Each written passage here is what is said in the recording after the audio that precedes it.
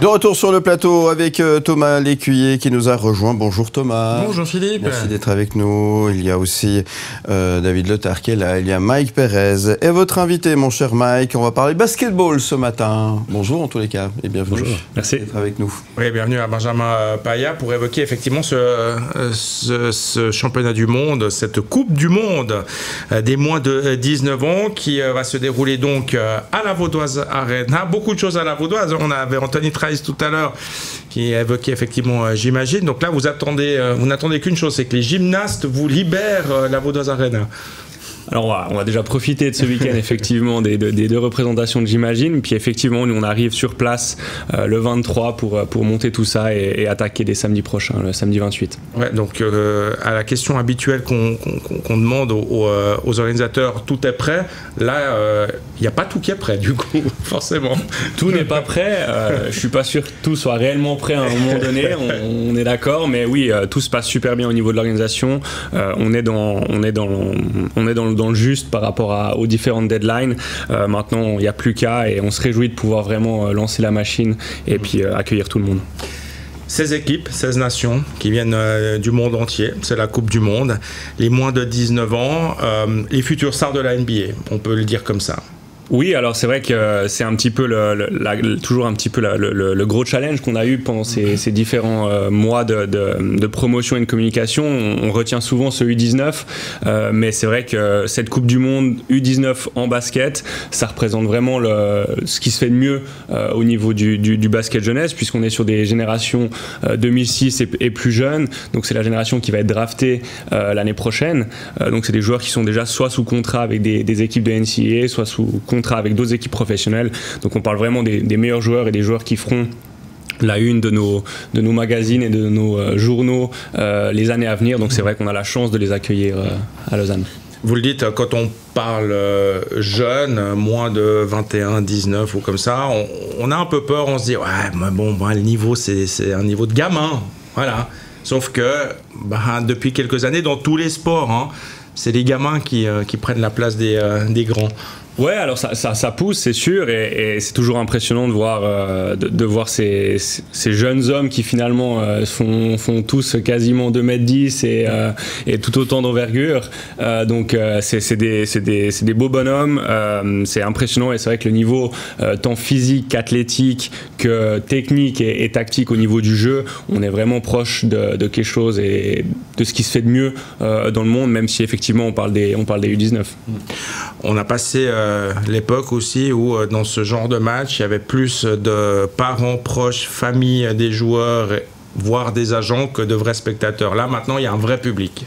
Il y a un vrai public et c'est là-dessus qu'on a aussi travaillé. Comme vous le savez, le basket en Suisse, c'est pas le sport numéro 1. Nous, ça a été une volonté justement de pouvoir ouvrir ça et élargir un petit peu notre spectre et pas se cantonner à notre public habituel, donc les fans de basket. Donc ça a été de créer quelque chose d'un petit peu plus global, culturel, social, où on a des activités qui se dérouleront aussi sur le parvis de la Vaudoise Arena, une billetterie qui est tout à fait accessible avec des billets journaliers, peut-être qu'on y reviendra. Donc voilà, cette volonté d'ouvrir et de faire découvrir le basket à tout le monde, et c'est pas uniquement un événement de sport, c'est un événement populaire et social qui aura lieu à la Vaudoise Arena ces prochains jours. On va y revenir tout de suite, parce qu'effectivement il y a la compétition, il y a les matchs qui se déroulent à la Vaudoise Arena, donc là, dans la grande arène, mais aussi dans la petite patinoire que les gens connaissent peu, la Arena, qui est en fait cachée sous le parvis du site de la Vaudoise. Donc 2 terrains de jeu, deux endroits pour assister au match. C'est ça.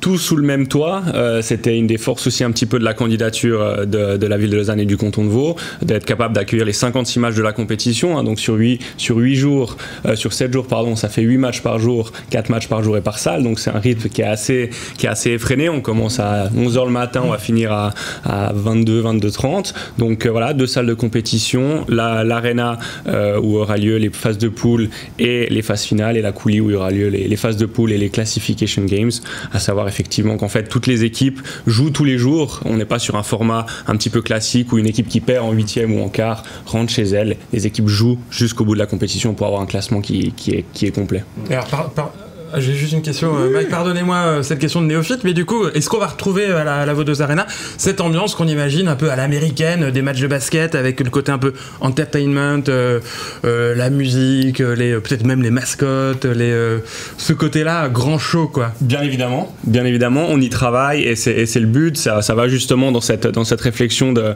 ne pas proposer uniquement du sport, mais vraiment une expérience pour les fans, pour les spectateurs. Donc on travaille autour de ça, au travail des animations qu'on va pouvoir apporter en marge des matchs, entre les matchs, en début de journée, en fin de journée.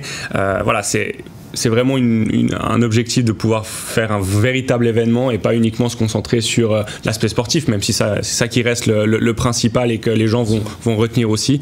Mais l'idée, c'est vraiment de créer quelque chose de sympa, quoi. Le show aussi.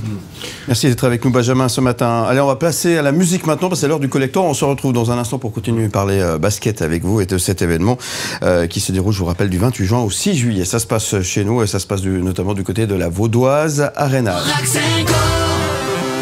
De retour sur le plateau pour parler sport ce matin, la Suisse accueille pour la première fois une Coupe du Monde de basketball. Ce sera à la Vaudoise Arena, c'est du 28 juin au 6 juillet prochain. Ces équipes, les meilleurs joueurs de moins de 19 ans du monde entier, fouleront le parquet lausannois et se disputeront ce titre planétaire tant convoité. Ça va être un événement à ne manquer sous aucun prétexte si vous aimez évidemment le basket et si vous avez envie de découvrir ce qu'est le basket, ce qu'on disait tout à l'heure avec votre invité Benjamin Payer. Merci d'être avec nous en tous les cas ce matin. Et peut-être de voir les futurs stars de la NBA. On se dira peut-être dans 4-5 ans, lui je l'ai vu jouer à Lausanne, parce que les quelques noms, alors ça parle aux amateurs de basket, mais même moi qui ne suis pas un spécialiste, quand j'ai vu Pau Gasol dans la liste, je dis c'est bon, moi il fait ma journée. Pau Gasol, immense joueur espagnol qui a une très très riche carrière derrière lui, qui est membre du comité olympique, ceci dit, actuellement. Il y a aussi Stephen Curry qui cartonne encore et toujours sur les parquets de NBA en ce moment, Nikola Jokic, Victor Wembanyama ou encore Chet Holmgren, pour ne citer que les principaux qui sont passés par cette compétition. Donc il y a l'espoir évidemment toujours de se dire, on va voir là ceux qui effectivement, même dans 2 ans, si ça se trouve, mais dans 2 ans, 5 ans, 10 ans, seront les méga stars de la NBA. Complètement, on a cité les différents noms, c'est vraiment un petit peu l'antichambre des futures stars de NBA, des premiers choix de draft. On a mentionné Victor Wembanyama, on a mentionné Pau Gasol et Stephen Curry. Nous on aura A.J. Dipensa normalement, qui est un des joueurs vedettes de l'équipe des États-Unis, qui est projeté pour être numéro 1 de la draft en 2026. Donc des joueurs de très haut niveau. Et puis effectivement après c'est la loi de la draft aussi. Des fois c'est pas les premiers picks qui sont les plus successful. Donc voilà, il y aura des grands joueurs et c'est clair que dans 2-3 ans on se dira on a eu la chance de les avoir à Lausanne, donc il faut profiter, puis il faut venir les voir effectivement à la Vaudoise. Alors, pour ceux qui ne sont pas des spécialistes, des férus de basket, il y aura effectivement donc beaucoup d'animations, vous l'avez dit, sur le parvis de la Vaudoise Arena, pour effectivement découvrir aussi cet univers du basket. La question souvent c'est, on a envie de voir ces joueurs, au-delà de les voir évoluer sur le parquet. Est-ce qu'il y aura moyen, parce que le programme il est chargé de les rencontrer?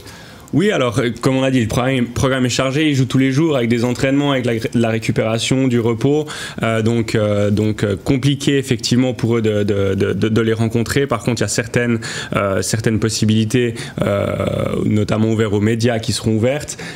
Pour les fans, ce sera plutôt l'occasion de les voir d'un peu plus loin depuis les gradins. Il y a aussi également une rencontre qui est prévue au musée olympique. En marge de la Coupe du Monde entre Thabo Sefolosha et Keyshawn George, donc le premier joueur à être drafté en NBA et le troisième, donc Keyshawn George, une rencontre qui a lieu le dimanche 29 juin au Musée Olympique. Donc voilà, ça c'est ouvert à tout le monde aussi pour pouvoir rencontrer nos joueurs suisses. Et en marge de la Coupe du Monde, des joueurs qui seront effectivement toute la journée sur site, avec quelques possibilités de les croiser, mais voilà.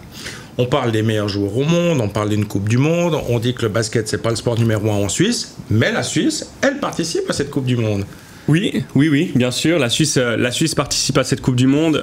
C'est une chance incroyable pour les jeunes, pour la Fédération suisse de basket aussi, de pouvoir confronter nos joueurs, nos U19 à ce niveau-là. Voilà, c'est des choses qui n'arrivent qu'une fois dans une vie pour ces joueurs-là. Donc il faut saisir l'opportunité. C'est un challenge organisationnel et logistique pour nous, les organisateurs, mais c'est également un énorme challenge sportif pour les joueurs, le staff technique. Mais oui, la Suisse participe bel et bien à la Coupe du Monde avec un premier match aussi le premier samedi. Ouais. Avec quelles ambitions pour la Suisse, réalistes?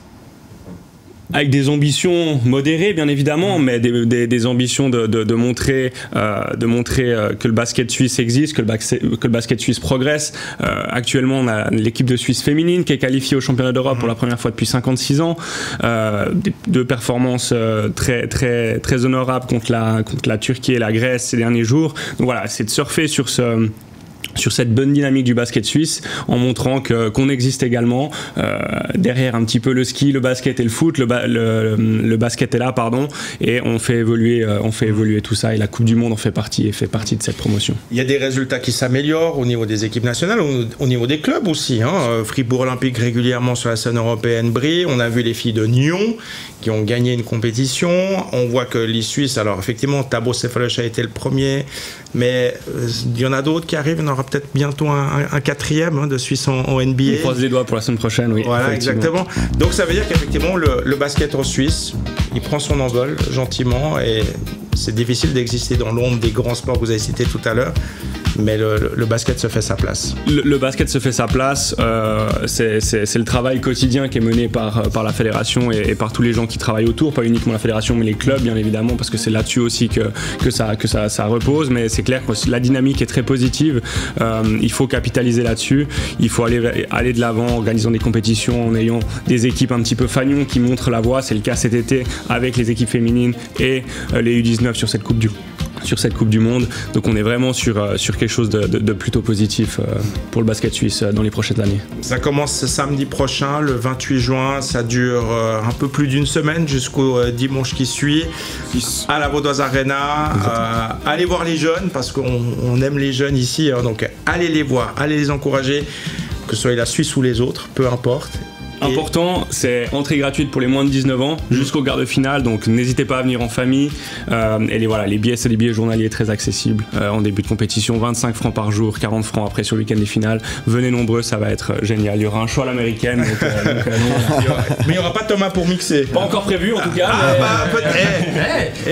Je note. Et puis donc, comme en plus ce sera les vacances scolaires sur le Cotentin, à partir du 30, c'est les vacances scolaires. C'est ça. Donc allez-y, quoi. Si en plus c'est gratuit pour les moins de 19 ans, quoi, allez vous mettre au frais à la Vaudoise Arena s'il fait monstre chaud dehors. C'est bien. Merci beaucoup, Benjamin. Merci. Vous souhaite plein succès évidemment. Et puis merci d'être venu. On vous retrouve également en podcast et en images sur le site mmedia.ch.